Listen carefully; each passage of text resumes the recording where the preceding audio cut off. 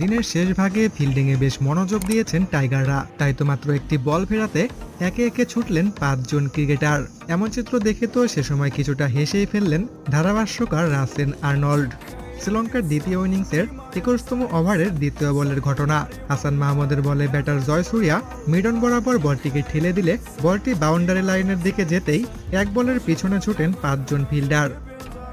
এদের 3 জনকে না হয় মানা যায়, কিন্তু এদের এভাবে দৌড়ানোর কারণটা কি? যদিও বলটির এতটা গতি ছিল না, শান্ত একাই বলটিকে ধরতে পারতেন, কিন্তু তারপরেও এখানে এমন অদ্ভুত কাণ্ড করে বসেন বাংলাদেশি ক্রিকেটাররা।